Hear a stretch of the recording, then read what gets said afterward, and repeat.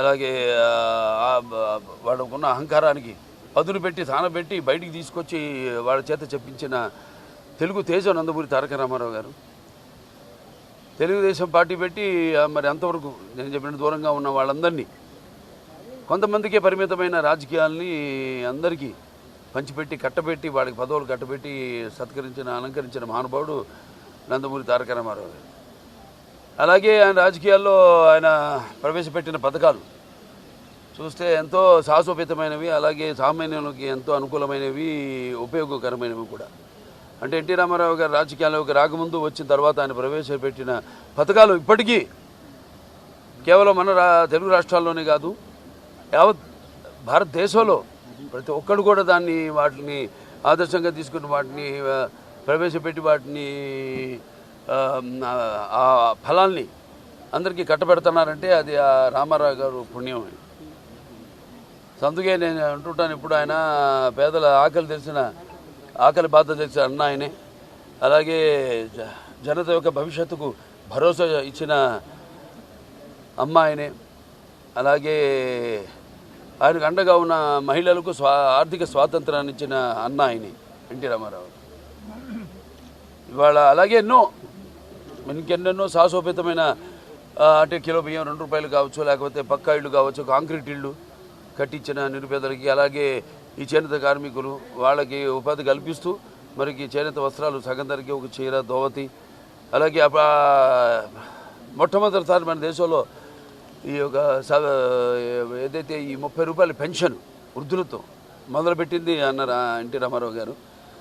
అలాగే మహిళలకు ఆస్తులు, తండ్రి ఆస్తులు సమానం అయితేనేమి, లేకపోతే వాళ్ళకు విశ్వవిద్యాలయం అయితేనేమి, తిరుపతిలో పద్మావతి విశ్వవిద్యాలయం అయితేనేమి, అలాగే మాండల అంతవరకు ఉన్న ఈ యొక్క ఏదైతే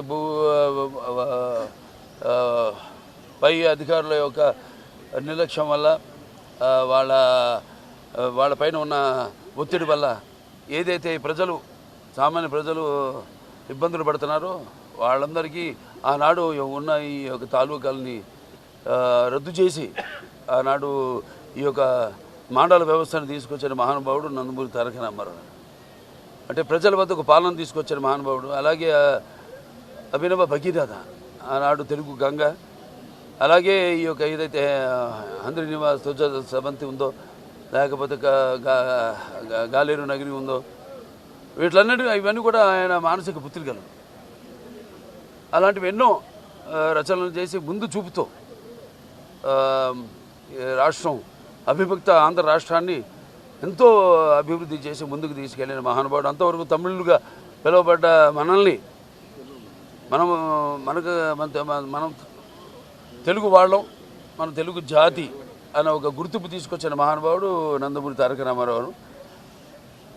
అలాగే ఇప్పుడు ఆయన్ని స్ఫూర్తిగా తీసుకుని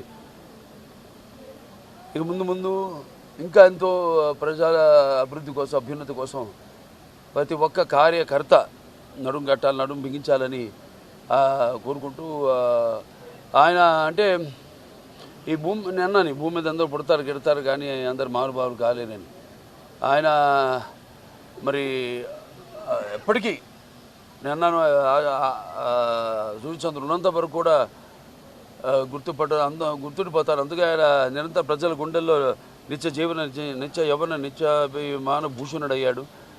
అలాగే నిండు గుండెల్లో శాశ్వతంగా నిలిచిపోయే నిత్యామృతాన్ని తాగిన దేవుడిగా మారాడు. అలాగే మరణం లేని చిరస్మరణీయమైన ఒక మహత్తర జన్మను పొందాడు. అలాగే ఆయన ఆయనకి సాటి కానీ పోటీ కానీ రాలేని విధంగా ఎవరికి దక్కని ఒక మహత్తరమైన జన్మను ఆయన పొందాడు. సో అందుకే ఆయనకి చావు లేదు. ఆయన ఒక నిరంతరం వెలిగే ఒక మహనీయ భగవద్గీత లాంటి జన్మ నందమూరి తారక రామారావు గారు. ఈ సందర్భంగా మళ్ళీ ఒకసారి ఆయన ఒక కొడుకుగా బిడ్డలుగా పుట్టడం మా అందరి పూర్వజన్మ సుకృతం అయితే మరి మేము మా కుటుంబమే కాదు, ఇవాళ ఇంత పెద్ద కుటుంబం తెలుగుదేశం అన్నది ఇచ్చి అందరినీ అందులో కుటుంబ సభ్యులుగా చేర్చి మరి ఒక పెద్ద కుటుంబాన్ని ఇచ్చి ఈ యొక్క వారసత్వాన్ని, ఈ యొక్క తెలుగుదేశం పార్టీ ఏదైతే ఈ వారసత్వం ఉందో దాన్ని ప్రతి ఒక్క కార్యకర్త భుజస్కంధాల మీద మోపి ఆయన నేను చెప్పినట్టు ఆయన ఇక స్ఫూర్తిగా తీసుకుని ఆయన పోరాట పటిమతో పోరాడి ఎన్ని అడ్డంకులు వచ్చినా తల వంచకుండా ముందుకు సాగిన ధీరోద్ధాతుడు.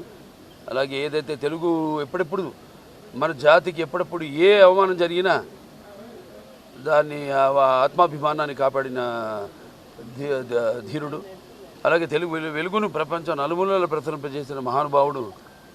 ఆయన్ని స్ఫూర్తిగా తీసుకుని అందరం మనం ముందుకు వెళ్ళాలని మనస్ఫూర్తిగా కోరుకుంటూ ఆయనకి ఈ సందర్భంగా ఘన నివాళులు అర్పించుకుంటున్నాను.